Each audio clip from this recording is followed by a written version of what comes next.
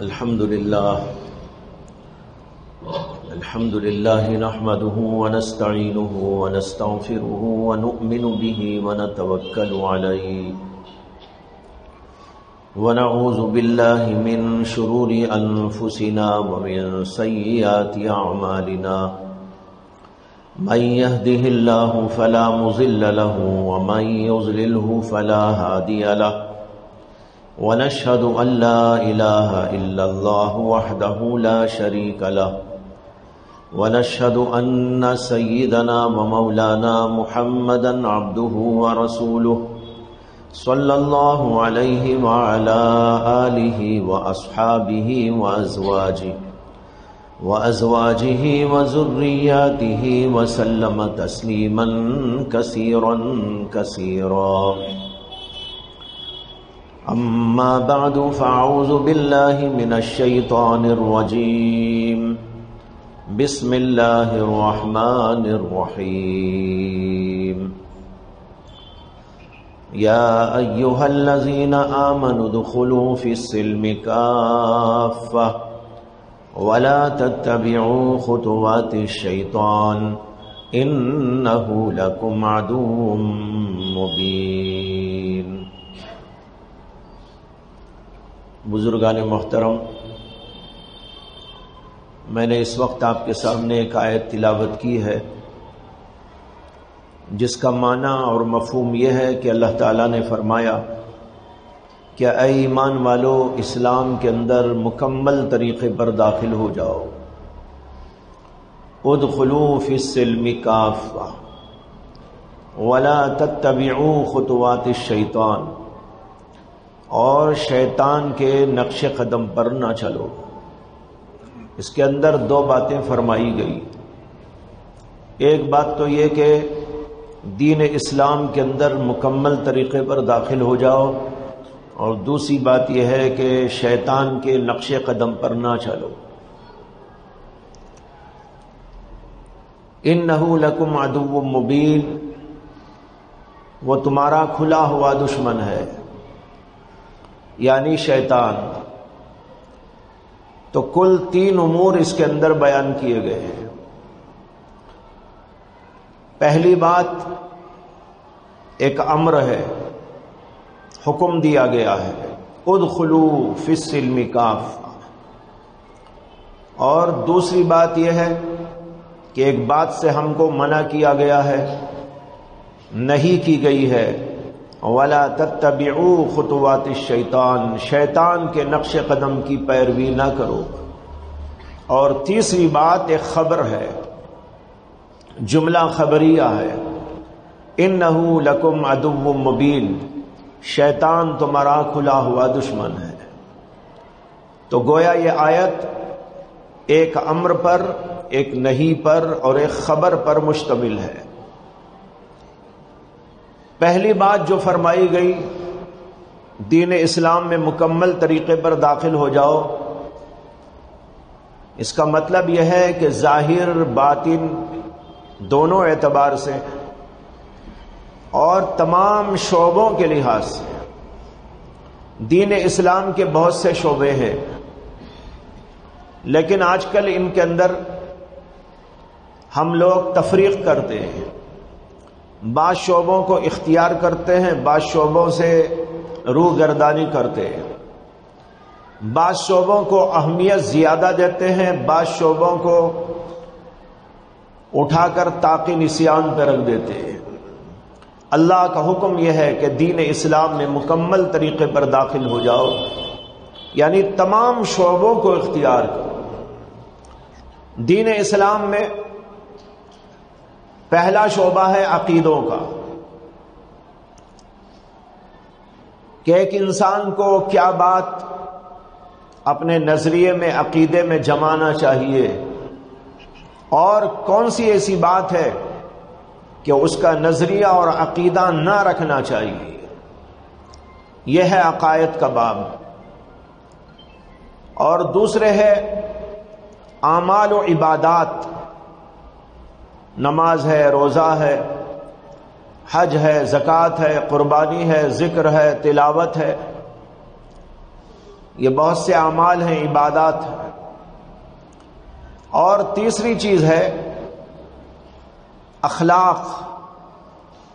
دین اسلام کے اندر اخلاق کا ایک مستقل شعبہ ہے، اس کی مستقل تعلیمات ہیں۔ اور چوتھا شعبہ ہے معاشرت، یعنی آپسی رہن سہن کی زندگی کیسی ہونی چاہیے۔ اس میں تمام لوگوں کے حقوق اور آداب بیان کیے گئے، ماں باپ کے حقوق، بھائی بہنوں کے حقوق، رشتہ داروں کے حقوق اور تعلق داروں کے حقوق، استادوں کے حقوق، مشائخ کے حقوق، علماء کرام کے حقوق، اور اسی کے ساتھ آداب۔ استاد کا ادب کیا ہے، باپ کا ادب کیا ہے، ماں کا ادب کیا ہے، بھائی بہنوں کا ادب کیا ہے، بڑوں کا ادب کیا ہے، چھوٹوں کا ادب کیا ہے۔ یہ ہے معاشرتی زندگی۔ اور ایک چیز ہے جس کا نام ہے سیاست، یعنی حکومت اور امارت، کہ ایک آدمی حکومت اور امارت کا منصب پائے تو اس کو کس طرح رہنا ہے، اور جو لوگ اس کے ماتحت میں رہتے ہیں ان کو کس طرح رہنا ہے۔ یہ ہیں 5 شعبے: عقائد، اعمال و عبادات اور اخلاق، معاملات۔ معاملات چھوڑ دیا، معاملات کے معنی یہ ہے کہ لین دین کیسا ہو، تجارت کیسی ہو، خریدنا بیچنا، کن چیزوں کا بیچنا جائز ہے، کن کا بیچنا ناجائز ہے، کن چیزوں کا خریدنا جائز ہے، کن چیزوں کا خریدنا ناجائز ہے، اور اس کے اصول کیا ہیں، طریقے کیا ہیں، آداب کیا ہیں۔ یہ ہے معاملات۔ تو معاشرت، معاملات، اخلاق اور ایک سیاست، یہ 5 شعبے دین کے شعبے ہیں۔ لیکن عام طور پر ہم لوگ عقیدوں کو تو سمجھتے ہیں دین کا شعبہ ہے، اور اعمال و عبادات کو بھی سمجھتے ہیں کہ دین کا شعبہ ہے، نماز ہے، روزہ ہے، ذکر ہے، تلاوت۔ لیکن باقی اور جو شعبے ہیں ان تمام شعبوں کو ہم نے دین سے خارج کر دیا ہے، اور سمجھتے ہی نہیں کہ دین کا اس سے کوئی تعلق ہے۔ جب دین سے اس کا تعلق ہی نہیں سمجھا جاتا تو نتیجہ اس کا یہ ہوتا ہے کہ لوگ اس میں منمانی کرتے ہیں، معاشرت جیسی چاہے اختیار کرتے ہیں، اخلاق برباد ہو جائے لیکن اس کی کوئی پرواہ نہیں کرتے، معاملات کے اندر گڑبڑی کرتے رہتے ہیں، حلال کی حرام کی کوئی تمیز نہیں، اچھے اور برے کا کوئی فرق نہیں۔ وجہ یہ ہے کہ ان شعبوں کو ہم نے دین سے نکال دیا، اور جب معاشرت کو نکال دیا، اخلاق کو نکال دیا، معاملات کو نکال دیا، تو بیچاری سیاست کا کیا لحاظ کرے گی؟ اس میں تو اچھے اچھے لوگ سمجھتے ہیں کہ یہ تو دین سے تعلق ہی نہیں رکھتا، بھئی یہ تو سیاست ہے، ہمارا کیا تعلق اس سے؟ دین کے اندر سیاست بھی ہے۔ امام شافعی رحمت اللہ علیہ فرمایا کرتے تھے کہ وہ شریعت نہیں جس کے اندر سیاست نہ ہو، اور وہ سیاست نہیں جو دین کے تابع نہ ہو۔ اس لیے کہ سیاست کا معنی آتا ہے تدبیر کرنا، لوگوں کو بھلائی پہنچانے کے لیے، اچھائی پہنچانے کے لیے، ان کے کھانے کا، پینے کا، رہائش کا، سکون کا، اطمینان کا، انصاف کا، ان سب چیزوں کا ایک نظام قائم کرنے کے لیے جو تدبیریں کی جاتی ہیں اسی کا نام ہے سیاست۔ ملک جس کے ہاتھ میں آئے وہ سیاست کرتا ہے۔ کیا معنی ہوا؟ معنی یہ ہے کہ رعایا کی خبر گیری رکھے، ان کو سکون پہنچائے، ان کو اطمینان بخشے، ان کے ساتھ عدل کا، انصاف کا معاملہ کرے، ظالموں کو سزا دے اور نیک لوگوں کے ساتھ اچھا برتاؤ کرے، ہر ایک کا حق اس تک پہنچانے کی جد و جہد اور محنت کرے۔ اس کے لیے پورا ایک سسٹم ہوتا ہے، اسی سسٹم کا نام ہے سیاست، جو ایک بادشاہ کے ہاتھ میں اور اس کے کارندوں کے ہاتھ میں ہوتا ہے۔ یہ بھی ایک مستقل شعبہ ہے اور دین کے اندر داخل ہے۔ لوگ اگر اس کو بگاڑ لیں تو ان بگڑے ہوئے لوگوں کی جو ہے کارستانی ہے، جن لوگوں نے اس کو بگاڑ دیا۔ اور اگر شریعت کے مطابق سیاست کی جائے گی تو ابو بکر صدیق اور عمر بن خطاب اور عثمان غنی اور علی مرتضیٰ، ان زمانے کی جو حکومتیں تھیں وہ نقشہ دنیا میں آ جائے گا۔ لیکن اب تو سیاست والے صرف مفاد کے لیے کام کرتے ہیں، لوگوں کی بھلائی کے لیے کام نہیں کرتے۔ اس لیے لوگوں کے ذہنوں میں یہ آ گیا کہ سیاست کا معنی ہی کچھ غلط ہے۔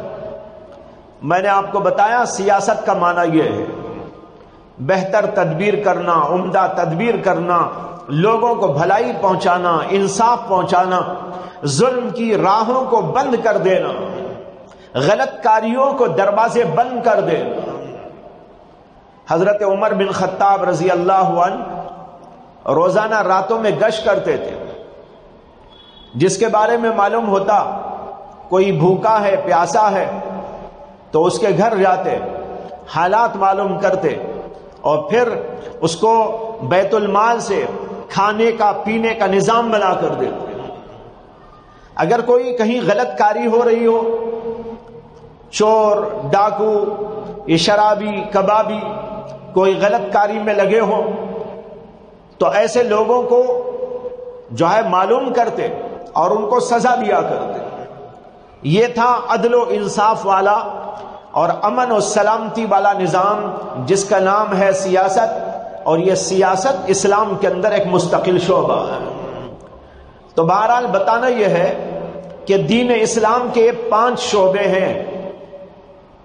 اللہ کا حکم یہ ہے ادخلوا فی السلم کافہ، دین اسلام کے اندر مکمل طریقے پر داخل ہو جاؤ۔ اب ہم غور کر کے دیکھ لیں کہ ہم اس کے حکم کے اوپر کتنا عمل پیرا ہیں، کتنے % ہم لوگ دین اسلام پر عمل کرتے ہیں، دین اسلام کے اندر اپنے آپ کو ہم نے داخل کیا ہے۔ کوئی 4%، کوئی 5%، کوئی جو ہے 10 اور کوئی 20 اور کوئی 25، کوئی 30، کوئی 40، کوئی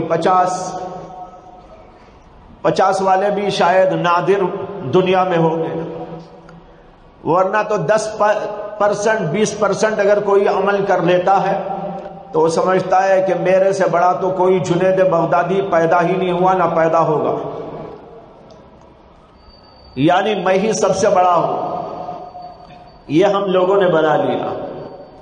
ہر آدمی کو غور کرنا ہے کہ اس حکم کے اوپر ہم نے کہاں تک عمل کیا ہے۔ اور میں نے یہ بھی بتایا کہ کچھ چیزیں ظاہر سے متعلق ہیں اور کچھ چیزیں باطن کے متعلق ہیں۔ اللہ کا حکم یہ ہے کہ دین اسلام میں مکمل طریقے پر داخل ہو جاؤ، ظاہر کے اعتبار سے بھی اور باطن کے اعتبار سے بھی۔ مثلا نماز پڑھنے کا ایک مطلب تو یہ ہے کہ آپ نماز پڑھیں، کھڑے ہو جائیں، تلاوت کریں اور رکوع کریں، سجدہ کریں اور اس طریقے پر نماز کے ارکان ادا کریں اور آخر میں سلام پھیر ڈالیں، یہ بھی نماز ہے۔ لیکن ایک یہ ہے کہ اس نماز کے اندر اخلاص بھی ہو، اس نماز کے اندر اللہ سے تعلق بھی ہو، اس نماز کے اندر خشوع اور خضوع، اس نماز کے اندر اللہ سے گرویت بھی پیدا ہو جائے، اللہ کی محبت کی چاشنی ملنے لگے۔ یہ ہے باطنی اعتبار سے نماز۔ تو ظاہر کے اعتبار سے بھی اور باطن کے اعتبار سے بھی، دونوں اعتبار سے ہمیں دین اسلام میں داخل ہونے کی اللہ نے دعوت دی ہے۔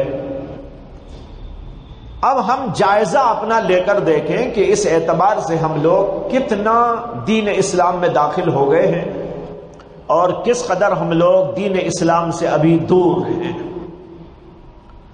اندازہ کریں، ہر آدمی اندازہ کرے، اسے خود پتہ چلے گا کہ میں کتنے اعتبار سے اسلام میں داخل ہو گیا ہوں اور کس قدر میں بہت ساری باتوں سے دین اسلام سے دور ہوں۔ اسی طریقے پر دین اسلام میں مکمل طور پر داخل ہونا یہ بھی ہے کہ جو اعمال کرنے کے ہیں وہ کرنا، اور جن اعمال سے اسلام نے ہم کو منع کر دیا، اللہ نے اور رسول اللہ صلی اللہ علیہ وسلم نے منع کر دیا، ان سے بچ جانا۔ کچھ احکام دین میں وہ ہیں جن کو کرنا چاہیے اور کچھ وہ ہیں جن کو کرنے سے ہمیں منع کر دیا گیا ہے۔ جھوٹ نہ بولو، شراب نہ پیو، زنا نہ کرو، اور فحاشی عریانی سے بچو، رشوت خوری سے بچو، حسد سے بچو، کینے سے بچو۔ یہ جو احکامات ہیں ان کو نہ کرنا یہ بھی دین اسلام کا ایک شعبہ ہے، وہ بھی اس کے اندر داخل ہے۔ تو اللہ نے کہا ادخلوا فی السلم کافہ، دین اسلام کے اندر مکمل طریقے پر داخل ہو جاؤ۔ لیکن بھائیو آج یہ نظر آ رہا ہے کہ ہم اس میں ابھی تک اترے نہیں، اور جب اترے نہیں ہیں تو لازمی بات یہ ہے کہ ہم کچھ کر رہے ہیں اور کچھ نہیں کر رہے، کچھ چیزوں پر عمل ہے، کچھ چیزوں پر عمل نہیں۔ کوئی نماز تو پڑھ رہا ہے لیکن جھوٹ سے پرہیز نہیں کر رہا ہے۔ ایک آدمی ہے کہ حج پر حج تو کر رہا ہے لیکن لوگوں کے حقوق ادا نہیں کر رہا ہے۔ کوئی آدمی عبادات میں تو ماشاء اللہ ہے، سبحان اللہ ہے، لیکن معاشرت میں آ جائے تو وہ ننگا نظر آتا ہے، اس کا حق دبا لیا، اس کا حق دبا لیا، بھائیوں کا حق دبا لیا، بہنوں کا حق دبا لیا، ماں باپ کا حق پامال کر دیا، اور کسی کو بے عزت کر دیا، کسی سے گالی گلوچ کا معاملہ کر دیا، لیکن نماز بہت اچھی پڑھتا ہے۔ تو یہ آدمی اللہ کے اس حکم پر عمل کرنے والا کہاں ہوا؟ اللہ کا حکم یہ نہیں ہے کہ صرف دین اسلام قبول کر لو، بلکہ اللہ کا حکم یہ ہے ادخلوا فی السلم کافہ، دین اسلام میں مکمل طریقے پر داخل ہو جاؤ۔ یہ بہت اہم ترین آیت ہے، اور میں تو یہ سمجھتا ہوں کہ یہ ہم ہی لوگوں کے لیے نازل ہوئی ہے،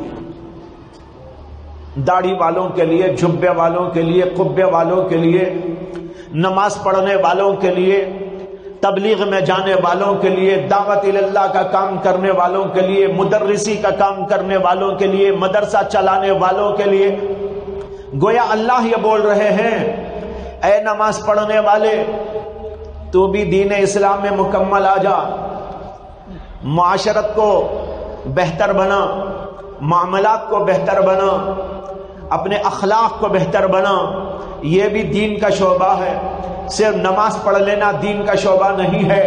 ادخلوا فی السلم کافہ، دین اسلام میں مکمل داخل ہو جا۔ اے مدرسین، اے پڑھانے والوں، بخاری کا درس دینے والوں، جلالین پڑھانے والوں، ہدایہ پڑھانے والوں، قرآن کی تعلیم دینے والوں، حدیث کے پڑھانے والوں، تم بھی دین اسلام میں مکمل داخل ہو جاؤ۔ صرف یہ پڑھ لینا، پڑھا لینا اتنا ہی دین نہیں ہے، دین تو اس کے بعد یہ بھی ہے کہ تمہارا پورے کا پورا زندگی کا نقشہ دین کے مطابق ہو جائے،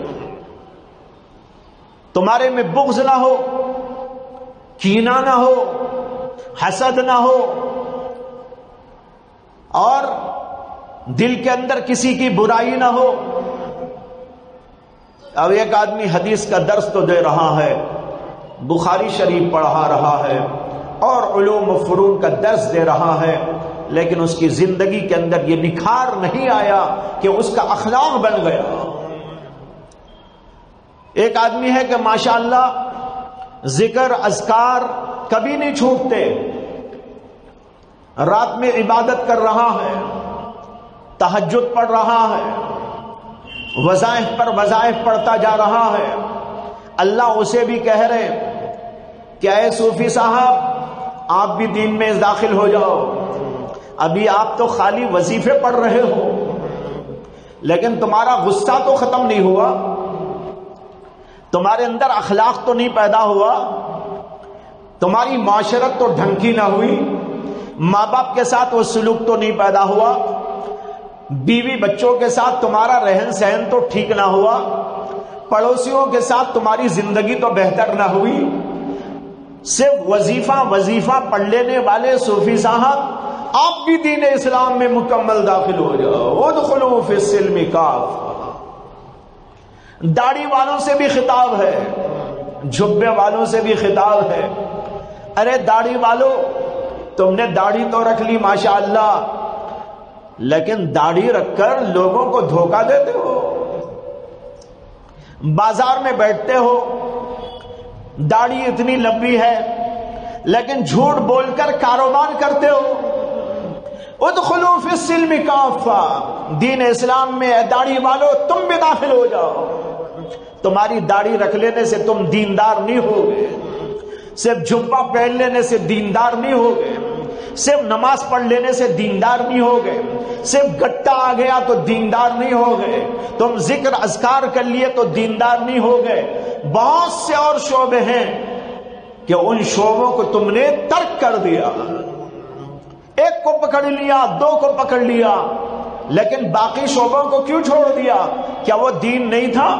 اللہ گویا یہ پوچھ رہے ہم لوگوں سے، ارے داڑھی والوں، ارے ذکر کرنے والوں، تسبیح پڑھنے والوں، درس دینے والوں، اے نماز پر اکتفا کر لینے والوں، اے حج پر حج کر لینے والوں، اور عمرے پر عمرہ کرنے کے لیے چلے جانے والوں، بے شمار اور چیزیں جو میں نے قرآن و حدیث کے اندر نازل کی ہے وہ بھی تو میں نے ہی نازل کی ہے، اس کی طرف کیوں نہیں آتے تم لوگ؟ اس لیے میں نے کہا کہ انتہائی قابل غور آیت ہے، اور ہم سب اس پر غور کریں کہ ہم نے کہاں تک اس آیت پر عمل کیا ہے۔ ہر آدمی یہ سمجھ رہا ہے کہ ماشاءاللہ میرے جیسا تو کوئی نہیں، دوسروں کی تنقید کرتا ہے، دوسروں کی تحقیر کرتا ہے، دوسروں کو برا سمجھتا ہے، اپنے آپ کو بڑا سمجھتا ہے۔ یہ اپنے آپ کو بڑا سمجھنا خود اس بات کی دلیل ہے کہ وہ دین میں پورا داخل نہیں ہوا ہے۔ جس کا اخلاق عمدہ ہو وہ ایسا نہیں کر سکتا۔ اگر اس کے اخلاق بن جائیں تو پھر تو وہ اپنے ہی آپ کو سب سے حقیر سمجھتا ہے، اپنے ہی آپ کو سب سے زیادہ کمتر سمجھتا ہے۔ حضرت مسیح الامت مولانا مسیح اللہ خان صاحب نور اللہ مرقدہ نے ایک بار ہم سب بیٹھے ہوئے تھے، یہ فرمایا تھا کہ بچوں، ہم پڑھ رہے تھے اس زمانے کی بات ہے، فرمایا کہ بچوں تم سب میرے سے بہتر ہو، تم سب میرے سے بہتر ہو، میں تم سب سے اپنے آپ کو حقیر جانتا ہوں، حتیٰ کہ میں تو اپنے آپ کو خنزیر سے بھی زیادہ حقیر سمجھتا ہوں۔ ایسے تو کئی بزرگوں کے اقوال ہیں، لیکن ہمارے اندر یہ اخلاق نہیں ہے۔ ہمارے اندر تو دوسروں کی تنقید ہے، دوسروں کی تحقیر ہے، دوسروں کی پگڑیاں اچھالنا ہے، حسد ہے، بغض ہے، کینہ ہے، معاشرت توڑتے جا رہے ہیں، حقوق کو پامال کرتے جا رہے ہیں۔ اسی طرح معاملات کی زندگی کے اندر انتہائی جو ہے بے راہ روی پیدا ہو گئی ہے، لیکن اس کے باوجود ہم سب یہ سمجھ رہے ہیں کہ ہم دیندار ہیں، لہٰذا یہاں پر اپنی اصلاح کر لینی چاہیے کہ ابھی تو ہم پورے طور پر دین میں داخل نہیں ہوئے۔ یہ ہے اللہ کا کہنا، ادخلوا فی السلم کافہ، دین اسلام میں مکمل طریقے پر داخل ہو جاؤ۔ جب دین اسلام میں مکمل داخل ہوں گے، اللہ کا ایک مطالبہ پورا ہوگا جس کی میں مختصر تشریح آپ کے سامنے رکھ چکا ہوں کہ اس دین کے اندر کیا کیا ہے. عقائد ہیں، عبادات ہیں، معاشرت ہے، معاملات ہیں، اخلاق ہیں، سیاست ہے. یہ سب کی سب چیزیں دین اسلام کے مطابق ہو جانی چاہیے. دوسرا حکم اللہ کا یہ ہے وَلَا تَتَّبِعُوا خُطُوَاتِ الشَّيْطَانِ، شیطان کے نقش قدم کی پیروی نہ کرو. دیکھیے پہلے حکم کے بعد اس حکم کو لانے کا منشا یہ سمجھ میں آتا ہے کہ کچھ چیزوں پر عمل کر لینا، جزوی طور پر اسلام کی تعلیمات پر عمل پیرا ہو جانا، یہ بھی ایک درجے میں شیطان کی پیروی ہے. یہ بھی ایک درجے میں شیطان کی پیروی ہے. اسے کہ پہلے کہا ادخلوا فی السلم کافہ، دین اسلام میں مکمل داخل ہو جاؤ. آگے کہتے ہیں ولا تتبعوا خطوات الشیطان، اور شیطان کے نقش قدم کی پیروی نہ کرو. اس سے یہ نکل آتا ہے کہ پورے طور پر دین اسلام میں داخل نہ ہونا، جزوی طور پر داخل ہو کر چلتے رہنا اور اپنے آپ کو سمجھتے رہنا کہ ہم تو مکمل دیندار ہو گئے ہیں، یہ بھی شیطان کے نقش قدم کی پیروی. شیطان یہی تو چاہتا ہے کہ آدمی کچھ کر لے اور بہت سی چیزوں سے محروم رہ جائے. اسے ایسی پٹی پڑا دیتا ہے، ایسی پٹی پڑا دیتا ہے کہ کچھ کر کر اپنے آپ کو سب کچھ سمجھنے لگتا ہے. کرتا ہے کچھ، سمجھتا ہے سب کچھ. جو آدمی کچھ کرے اور سب کچھ سمجھ جائے اپنے آپ کو، یہی ہے شیطان کا ہیر پھیر و چکر و مکر، جس کی وجہ سے انسان بہک جاتا ہے. جبکہ حقیقت یہ ہے کہ اہل اللہ تو یہ کہتے ہیں سب کچھ کر کے بھی اپنے آپ کو کچھ بھی نہ سمجھو. اور یہاں کیا ہوتا ہے؟ کچھ کر کے اپنے آپ کو سب کچھ سمجھو. یہ شیطان پٹی پڑھاتا ہے. اہل اللہ نے ہمیں یہ پٹی پڑھائی ہے کہ سب کچھ اپنے بس میں جتنا ہے کرو، اور سب کچھ کرنے کے باوجود بھی اپنے آپ کو کچھ نہ سمجھو. حقیر سمجھو، فقیر سمجھو، اور سمجھو کہ میں نہتا ہوں، خالی ہوں. یہ ہے نیک لوگوں کا کردار، نیک لوگوں کا راستہ. اس کی پیروی کرنا چاہیے. اور شیطان کی پیروی یہ ہے کہ ذرا کچھ کر لیا اور اپنے آپ کو سمجھا کہ میں نے سب کچھ کر لیا. مجدد الفسانی رحمت اللہ علیہ کے مکتوبات میں ایک جگہ پر ایک خط ہے جو ان کو کسی نے لکھا، اور پھر مجدد الفسانی رحمت اللہ علیہ نے اس کا جو جواب دیا وہ ہے. کسی سوال کرنے والے نے حضرت کو لکھا کہ حضرت میری حالت یہ ہے کہ کبھی میں گناہ میں مبتلا ہو جاتا ہوں، برائی کرنے لگتا ہوں، تو برائی کرنے کے بعد بہت روتا ہوں، گھبراتا ہوں، پریشان ہوتا ہوں، اپنے آپ کو حقیر سمجھتا ہوں، اپنے سے بدتر، اپنے آپ کو سب سے بدتر سمجھتا ہوں، بہت روتا گڑ گڑاتا پلاتا ہوں. اور جب میں کوئی نیکی کر بیٹھتا ہوں، تہجد پڑھ لیا یا اور کوئی عبادت کر لیا، ذکر اذکار میں پابندی کرنے لگا، تو پھر میرا ذہن یہ بن جاتا ہے کہ میں بہت بڑا بن گیا ہوں، میں سب سے اعلیٰ ہوں، سب سے عرفہ ہوں، سب سے بلند ہوں. یہ میرے دماغ کے اندر آ جاتا ہے. یہ لکھ کر انہوں نے حضرت سے اصلاح چاہی کہ اس سلسلے میں آپ مجھے کچھ اصلاحی بات فرمائے تاکہ میں سمجھوں کہ مجھے کس طرح رہنا چاہیے. حضرت نے اس کے جواب کے اندر جو لکھا ہے وہ یہ ہے کہ حضرت نے فرمایا کہ تمہاری پہلی حالت کہ گناہ کر کر روتے ہو، گڑ گڑاتے ہو، پلاتے ہو اور اپنے آپ کو سب سے زیادہ حقیر اور فقیر سمجھتے ہو، یہ حالت بہت اچھی ہے اس حالت سے جس میں تم نیکی کر کے اپنے آپ کو بڑا سمجھتے ہو. نیکی کر کے اپنے آپ کو بڑا سمجھنا یہ حقیر حالت ہے، بدترین حالت ہے. اس سے بہتر تو یہ ہے کہ آدمی گناہ کے بعد رونے لگے، گڑ گڑانے لگے، پلانے لگے. تو بھائیو، یہ ہے شیطان جو ہمارے دل و دماغ کو اس طرح بنا دیتا ہے کہ کچھ ہم نے نیکی کر لی اور ہم کو بتا دیا، سمجھا دیا کہ تم تو بہت کچھ ہو گئے ہو، بہت اعلیٰ ہو گئے ہو، بہت عرفہ ہو گئے ہو.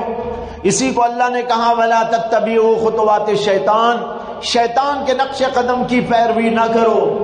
پورے طور پر تو تم نے اسلام قبول نہیں کیا، یعنی اس کے اوپر چلتے نہیں ہو، کچھ چلتے ہو، بہت کچھ چھوڑ دیتے ہو.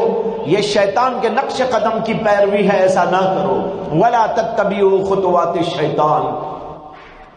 دونوں آیتوں کو، دونوں باتوں کو ملانے سے بات سمجھ میں آ گئی کہ دین اسلام میں مکمل طریقے پر ہر اعتبار سے داخل ہونا یہ اللہ کو مطلوب ہے، اور اللہ ہم سب سے یہی چاہتے ہیں. اور کچھ کچھ کر لینا، بہت کچھ چھوڑ کے چلتے رہنا، یہ اصل میں شیطان کے نقش قدم کی پیروی ہے. اللہ اس سے ہمیں بچانا چاہتے ہیں اور حکم دیتے ہیں کہ تم کو ایسا نہیں کرنا چاہیے. اور پھر آخر میں فرما دیا انہ لکم عدو مبین، یہ تو تمہارا کھلا ہوا دشمن ہے. جب وہ کھلا ہوا دشمن تو تم اس کی پیروی کیوں کرتے ہو؟ دشمن کی پیروی کرنے کا مطلب یہ ہے کہ وہ تم کو ہلاکت کی جگہ لے جائے گا اور ہلاک کر کے چھوڑے گا. دشمن کا کام ہے دشمنی نکالنا، اور یہ بڑا سخت ترین دشمن ہے جس نے اللہ کے سامنے کھڑے ہو کر دشمنی کا اظہار کیا تھا انسانوں سے. اللہ کے سامنے اس نے کہا تھا میں اس کو بہکاؤں گا، ان کو بہکاؤں گا، اور صراط مستقیم پر بیٹھ کر ان کو بہکاؤں گا.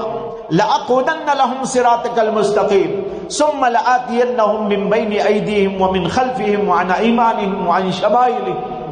پھر آگے سے، پیچھے سے، دائیں سے، بائیں سے، ہر طریقے، ہر طرح سے آ کر ان کو بہکانے کی کوشش کروں گا. اللہ کے سامنے کھڑے ہو کر اعلان کرنے والا اپنی دشمنی کا کتنا بڑا دشمن ہوگا انسان کا. اللہ نے ہم کو بتا دیا کہ دیکھو یہ تمہارا دشمن ہے، لیکن ہم کو یقین ہی نہیں آ رہا ہے.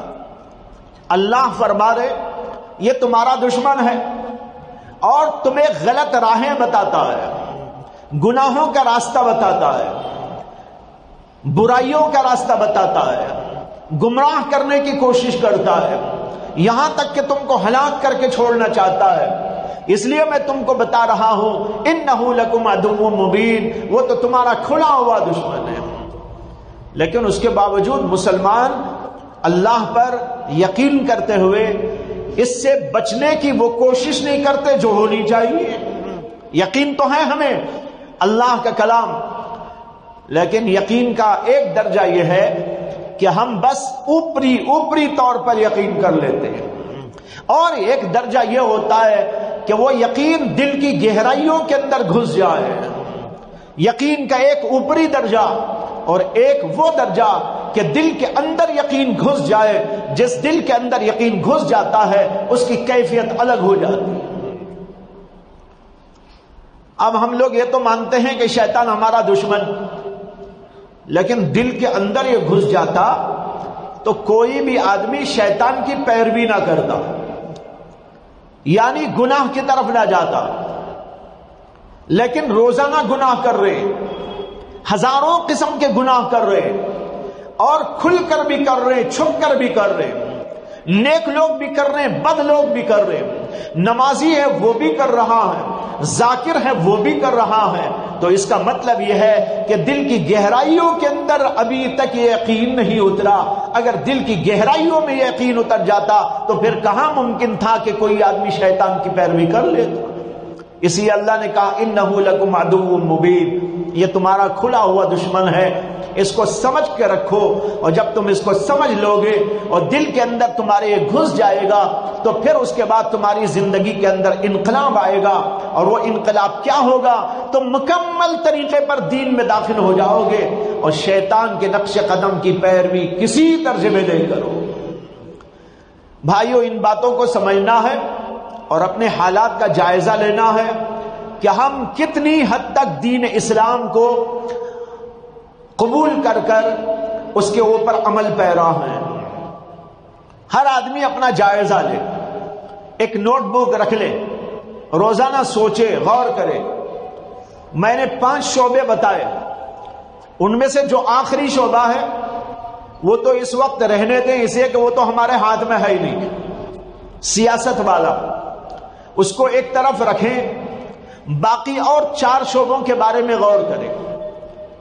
ایک نوٹ بک رکھ لیں، اس میں سے 4 صفحے منتخب کر لیں۔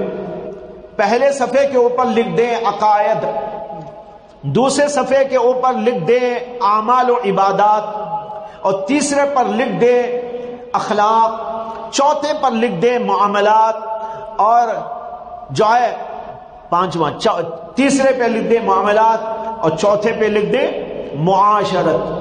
یہ 4 باب ہو گئے، اخلاق، عبادات، معاملات اور معاشرت اور معاملات ہو گئے، تو 5 شعبے ہو گئے۔ 5 یہ شعبوں کو لکھ کر رکھ لیجیے، 5 صفحے پر آ جائیں۔ اس کے بعد آپ سوچیں پہلے کو لے کر عقائد، کہ میرے عقیدے کہاں تک اسلام کے مطابق ہو گئے۔ بہت سے لوگ ماشاءاللہ، علماء کا تو مسئلہ ہے بھی، علماء تو عقائد کو سمجھتے ہیں، کیا عقیدہ رکھنا چاہیے، کیا عقیدہ نہیں رکھنا چاہیے، علماء کو معلوم۔ لیکن عوام الناس میں سے بہت سے ایسے ہیں کہ ذکر، اذکار، عبادات تو کر لیتے ہیں، لیکن عقائد کے باب کے اندر ابھی کچے، ان کے سامنے صحیح طور پر عقائد نہیں آئے۔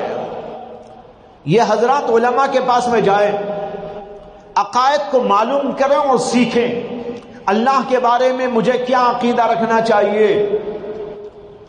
اللہ کے رسولوں کے بارے میں مجھے کیا عقیدہ رکھنا چاہیے، اور ہمارے رسول محمد صلی اللہ علیہ وسلم کے بارے میں ہمیں کیا سمجھنا چاہیے۔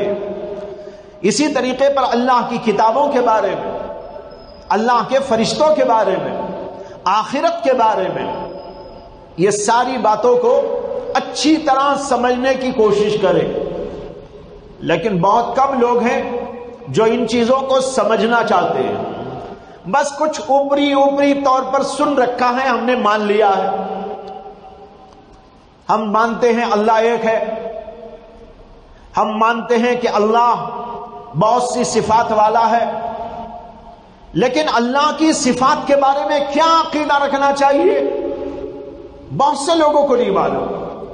اللہ کی کئی طرح کی صفات ہیں، اجمالاً تو ہم مانتے ہیں کہ اللہ صفات والے ہیں، ہم اللہ کی صفات کو مانتے ہیں، اتنا ماننے پر ہم ایمان والے تو ہو جاتے ہیں، لیکن بھائی اس کے ساتھ ہمیں یہ معلوم کرنا بھی ضروری ہے تاکہ مکمل دین میں داخل ہو جائے۔ ابھی تو خالی داخل ہوئے، سرسری داخل ہوئے، لیکن مکمل داخل ہونے کا مطالبہ ہے۔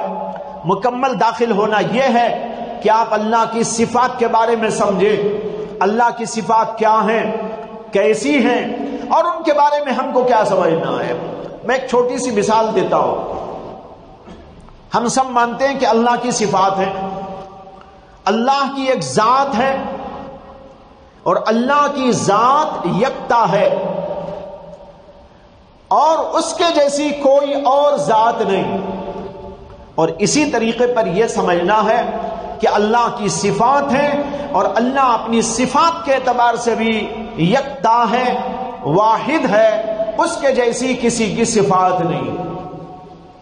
یہ ہم کو سمجھنا ہے۔ اب اللہ کی صفات 2 طرح کی ہیں۔ ایک وہ صفات ہیں جن کو صفات ذاتیہ کہا جاتا ہے۔ صفات ذاتیہ وہ صفات جو ہمیشہ اللہ کے ساتھ میں رہتی ہیں، کبھی جدا نہیں ہو سکتی، ہمیشہ اللہ ان صفات سے متصف رہتا ہے۔ جیسے کہ اللہ زندہ ہے، هو الحی القیوم، قرآن میں آیا، وہ زندہ ہے۔ یہ دنیا میں بت رکھے ہوئے نا، یہ زندہ ہیں کہ مردہ ہیں؟ ان میں حیات ہے؟ یہ تو مردہ ہے. اللہ نے کہا هو الحی، اللہ کی ذات تو حی ہے، زندہ ہے. یہ اللہ کی صفت حیات اللہ کے ساتھ ہمیشہ سے ہے، ہمیشہ رہے گی. اس کو کہتے ہیں صفات ذاتیہ. اسی طرح اللہ علم والا ہے، علم بھی اللہ کی صفت ذاتی ہے، ہمیشہ سے ہے، ہمیشہ رہے گی. اسی طرح اللہ قدرت والا ہے، اللہ قدرت میں ہمیشہ اللہ کے ساتھ اللہ کی قدرت ہے، ہمیشہ رہے گی. اسی طرح اللہ سننے والا ہے، اللہ بولنے والا ہے، اللہ دیکھنے والا ہے، وہ سمیع ہے، وہ بصیر ہے، وہ متکلم ہے، وہ قادر ہے، وہ حی ہے. یہ صفات اللہ کی ذاتی صفات کہلاتی ہے جو ہمیشہ ہمیشہ اللہ کے ساتھ میں ہے اور ہمیشہ رہے گی. اور دوسری اور صفات ہے، ان کا نام ہے صفات فعلیہ. صفات فعلیہ وہ صفات کہ جب اللہ وہ کام کرتے ہیں تو اللہ اس صفت سے موصوف ہو جاتا ہے، اور جب وہ کام اللہ نہیں کرتے تو اس صفت سے موصوف نہیں رہتا. اور بعض لوگوں نے صفات فعلیہ کا یہ مطلب بیان کیا ہے کہ صفات فعلیہ وہ ہوتے ہیں کہ اللہ ان صفات سے بھی متصف ہوتا ہے اور ان کی ضدوں سے بھی متصف ہوتا ہے. اب یہ بہت سے لوگ سمجھتے نہیں، اس لیے عجیب لگتا ہے. میں تھوڑی وضاحت کرتا ہوں مثال دے کر. دیکھو اللہ تبارک و تعالی رزاق ہے. کیا ہے؟ رزاق. رزاق کے معنی کیا؟ رزق دینے والا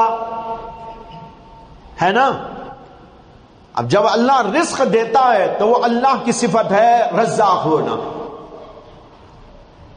اسی طرح اللہ کی ایک صفت ہے اللہ محیی ہے، یعنی زندہ کرنے والا ہے. اللہ دوسروں کو زندگی عطا کرتا ہے. روزانہ دیکھو کتنے بچے پیدا ہوتے ہیں، اللہ ان کے اندر حیات ڈالتا رہتا ہے. وہاں بچہ پیدا ہوا، وہاں بچہ پیدا ہوا، ادھر بچہ پیدا ہوا، پوری دنیا میں بچے پیدا ہو رہے. اللہ ان کے اندر زندگی ڈال رہا ہے کہ نہیں؟ اس کو کہتے ہیں محیی. اور جیسے اللہ زندگی دینے والا ہے، موت دینے والا بھی ہے، اس کی ضد.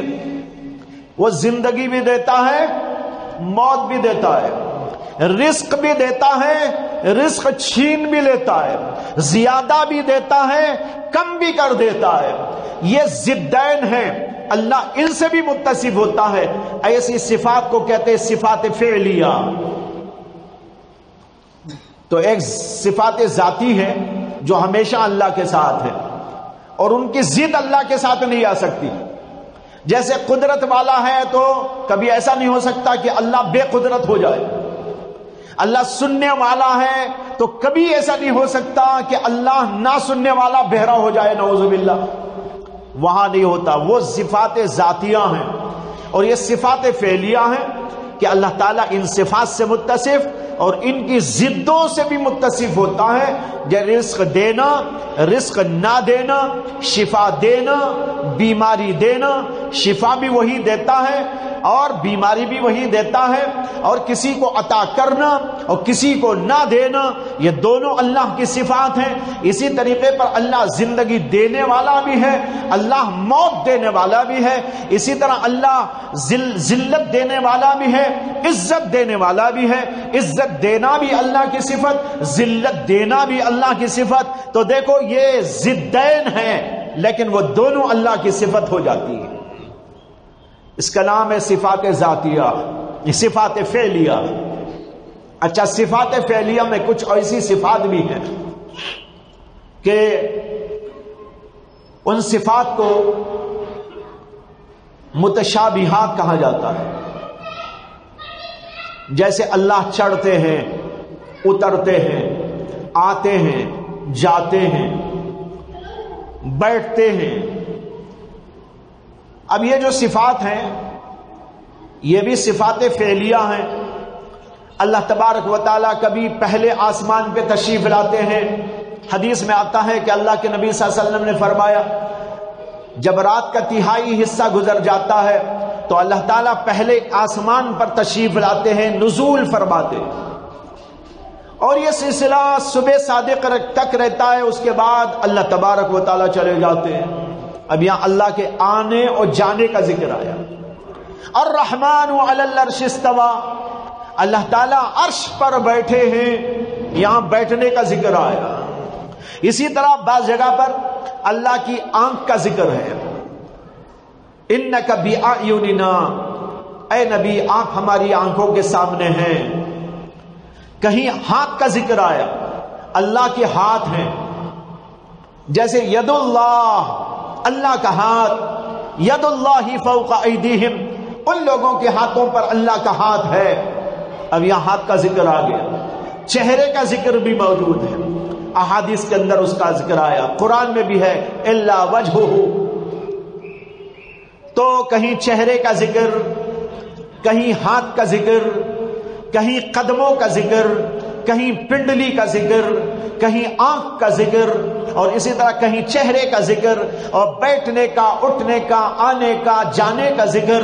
یہ ساری جو صفات بیان کی گئی ہیں اللہ تبارک و تعالیٰ کی، ان صفات کے بارے میں ہمیں کیا عقیدہ رکھنا چاہیے بہت سے لوگوں کو پتہ نہیں۔ اگر یہ ہم نہیں جانیں گے تو پھر نعوذ باللہ ہم نے اللہ کے بارے میں صحیح عقیدہ نہیں پیدا کیا اپنے اندر۔ میں یہاں بتاؤں آپ کو کہ ان کے بارے میں کیا سمجھنا ہے۔ سمجھنا یہ ہے، اہل سنت والجماعت کا عقیدہ یہ ہے کہ اللہ تعالیٰ کی یہ جتنی بھی صفات بیان کی گئی، اللہ کے ہاتھ ہونے کا، اللہ کے پیر ہونے کا، اللہ کی آنکھوں کے ہونے کا، اللہ کی پنڈلی ہونے کا، اللہ کے چہرے ہونے کا، اسی طرح اللہ کے آنے کا، جانے کا، بیٹھنے کا، یہ سب جو ذکر فرمایا گیا قرآن و حدیث کے اندر، ان سب پر یہ یقین رکھنا چاہیے کہ یہ سب چیزیں ہیں اللہ کی، لیکن ہمارے ہاتھ اور پیر کی طرح نہیں۔ ہمارے ہاتھ کی طرح اللہ کا ہاتھ نہیں، ہمارے پیروں کی طرح اللہ کا پیر نہیں، اللہ کی آنکھ ہماری آنکھوں کی طرح نہیں، اللہ کا چہرے کا مطلب ہمارے چہرے کی طرح نہیں، اللہ کے آنے و جانے کا مفہوم وہ نہیں جو ہمارے اور آپ کے آنے و جانے کا مفہوم ہوتا ہے۔ اللہ عرش پر بیٹھتا ہے تو اس کا مطلب یہ نہیں جیسے میں کرسی پہ بیٹھا ہوا ہوں ایسا بیٹھتا ہے۔ یہاں سمجھنا یہ ہے، یہ ساری باتیں حق ہیں اور سچ ہیں اور ہم مانتے ہیں، لیکن ان کے بارے میں یہ عقیدہ ہو یہ سب کچھ ہماری طرح نہیں، یہ سب اللہ کے شایع نشان ہے۔ اس کی آنکھ اس کے شایع نشان، اس کے قدم اس کے شایع نشان، اور اس کا چہرہ وہ اللہ کے شایع نشان۔ ہم اس کا معنی نہیں جانتے، اس کا مفہوم ہم نہیں سمجھتے، بس اتنا جانتے ہیں کہ قرآن میں حدیث میں مسئلے آئے ہیں، یہ وضاحتیں آئی ہیں، یہ صفات بیان کی گئی ہیں، اس لیے قرآن و حدیث میں جو کچھ اللہ کی صفات آئی ہم اس کے اوپر یقین رکھتے ہیں کہ یہ سب کچھ ہے، لیکن یہ بھی یقین رکھتے ہیں کہ ایسی صفات نہیں جیسے بندوں کی صفات ہوتی۔ بندوں کی صفات تو بندوں کی طرح ہیں، بندے حادث، ان کی صفات بھی حادث، ان کے اندر جسم و جسمانیت کا مفہوم، لیکن اللہ کی صفات اللہ کے شایع نشان، جسم و جسمانیت سے پاک، وہ اللہ کے شایع نشان اس کی صفات ہے۔ اس کا آنا بھی اس کا آنا و جانا اس کے شایع نشان ہے، اس کا بیٹھنا اس کے شایع نشان ہے۔ امام مالک رحمت اللہ علیہ سے کسی نے آ کر پوچھا تھا کہ قرآن میں اللہ نے فرمایا ہے الرحمن علی العرش استوى، اللہ تبارک و تعالی رحمان عرش پر مستوی ہے، عرش پر بیٹھا ہے، اس کا مطلب کیا ہے؟ امام مالک رحمت اللہ علیہ نے فرمایا الاستواء معلوم وکیفیتہ مجہول والایمان بہ واجب والسؤال عنہ بدعہ۔ امام مالک نے فرمایا کہ بھئی استواء کے معنی تو سب کو معلوم ہے، لغت میں دیکھو معلوم ہو جائے گا، ڈکشنری میں لکھا ہوا ہے استواء مستوی ہونا، بیٹھنا، یہ معنی تو ہے، یہ تو سب کو معلوم۔ وکیفیتہ مجہول، لیکن جب اللہ کے بارے میں ہم یہ تصور کرتے ہیں اور بیان کرتے ہیں کہ اللہ عرش پر بیٹھا ہے تو اس کی کیفیت وہ ہم کو نہیں معلوم ہے، وہ مجہول ہے۔ مجہول مانے نہیں معلوم، استوا کے معنی تو معلوم ہے، لیکن جب اللہ کی نسبت ہم یہ بولتے ہیں تو اس کا مفہوم کیا ہے اور اس کی کیفیت کیا ہوتی ہے یہ ہم کو نہیں معلوم ہے۔ اور پھر تیسری بات انہوں نے فرمائی الایمان بہ واجب، اس پر ایمان رکھنا واجب ہے، والسؤال عنہ بدعہ، اور اس کی کھوج میں لگ جانا، اللہ کیسا بیٹھتا ہے، کیسا اٹھتا ہے، کیسا یہ کرتا ہے، کیسا وہ کرتا ہے، اس کے پیچھے لگ جانا یہ بدعت ہونے کی علامت ہے، بدعتیوں کا کام ہے، اہل سنت کا کام نہیں۔ تو ہم کو یہ سمجھنا ہے یہ ہے اللہ کی صفات پر یقین کا مطلب، اللہ کے شائع نشان ان کو معلوم۔ یہاں پر لوگ دو قسم کی غلطیاں کرتے ہیں، دو قسم کے لوگ دو قسم کی غلطیاں کرتے ہیں۔ عموماً یہ ہوتا ہے کہ جب ان صفات کے بارے میں ذکر کرتے ہیں تو ان کی نفی کرتے ہیں۔ میں نے خود سنا ہے کئی جگہ پر مکاتب میں بچوں کو پڑھاتے ہیں، غلط پڑھاتے ہیں، یوں پڑھاتے ہیں اللہ کے ہاتھ نہیں ہے، اللہ کے پیر نہیں ہے، اللہ کے آنکھ نہیں ہے، یہ سب نفی کرتے ہیں، نہیں ہے نہیں ہے نہیں ہے۔ ارے بھائی قرآن کہتا ہے اور آپ کہتے ہیں نہیں ہے، قرآن کا مقابلہ ہے کہ نہیں؟ یہ نہیں ہے کہنا اہل سنت کا عقیدہ نہیں، غلط ہے۔ یہ بولو اللہ کے ہاتھ ہیں لیکن ہمارے جیسے نہیں، اللہ کے پیر ہیں لیکن ہمارے جیسے نہیں، اللہ کی آنکھیں ہیں لیکن ہمارے جیسی نہیں، اللہ آتا وہ جاتا ہے لیکن ہماری طرح نہیں، اللہ عرش پر بیٹھا ہے لیکن ہماری طرح نہیں۔ یہ ہے اہل سنت کا عقیدہ۔ یہاں دو فرقے گمراہ ہو گئے، ایک معطلہ ایک مجسمہ۔ معطلہ ان کو کہتے ہیں جو یہ کہتے ہیں اللہ کی یہ صفت بھی نہیں ہے، یہ بھی نہیں ہے، یہ بھی نہیں ہے، جیسے ابھی میں نے بتایا نا اللہ کے ہاتھ نہیں ہے، پیر نہیں ہے، یہ نہیں ہے، وہ نہیں۔ یہ جو کہا جاتا ہے یہ ہمارا عقیدہ نہیں، یہ معطلہ کا عقیدہ ہے، معتزلہ کا عقیدہ ہے، گمراہ فرقوں کا عقیدہ ہے۔ جس چیز کا اس بات قرآن میں حدیث میں صراحتاً ہو اس کی صراحتاً نفی کی جائے، قرآن کا مقابلہ ہے، اسے یہ نہیں کہنا چاہیے۔ ہاں یوں کہو اللہ کے ہاتھ ہیں لیکن ہمارے جیسے نہیں۔ امام ترمذی رحمت اللہ علیہ نے ترمذی شریف کے اندر ایک جگہ پر کتاب الزکوٰۃ کے اخیر میں اس مسئلے پر کلام کیا ہے، حالانکہ وہ عام طور پر اس طرح نہیں کرتے، لیکن اس جگہ پر اس مسئلے پر بڑی تفصیل کے ساتھ گفتگو اور بتایا اہل سنت کا عقیدہ یہ ہے کہ یہ کہو اللہ کے ہاتھ ہیں لیکن ہمارے جیسے نہیں، فلاں اور فلاں اللہ کی صفات ہیں لیکن ہماری طرح نہیں۔ تو ایک فرقہ وہ گمراہ ہوا جس کو معطلہ کہتے ہیں، جو نفی کرتا ہے ان سب چیزوں کی اور تعطیل کرتا ہے، اور دوسرا فرقہ وہ گمراہ ہو گیا جو اللہ کی ان صفات کو اس طرح مانتا ہے جیسے بندوں کی صفات، یعنی ہمارے جیسے ہاتھ، ہمارا جیسا چہرہ، ہمارا جیسا آنا وہ جانا، ہر چیز بندوں جیسی ماننے لگا، اور اللہ کو بھی نعوذ باللہ ایک انسانوں جیسا یا کسی مخلوق کے جیسا مان لیا۔ یہ بھی گمراہ فرقہ ہے، اور اس فرقے کا نام علماء نے رکھا مجسمہ، یعنی جسم کے قائل، اللہ کی جسمانیت کے قائل لوگ، یہ بھی گمراہ ہے۔ بیچ میں اہل سنت والجماعت کا عقیدہ ہے، جو نہ تعطیل کرتے ہیں نہ تجسیم کرتے ہیں، ان کا مسلک ہے تنزیہ، تعطیل بھی غلط، تجسیم بھی غلط، صحیح مسلک کا نام کیا ہے؟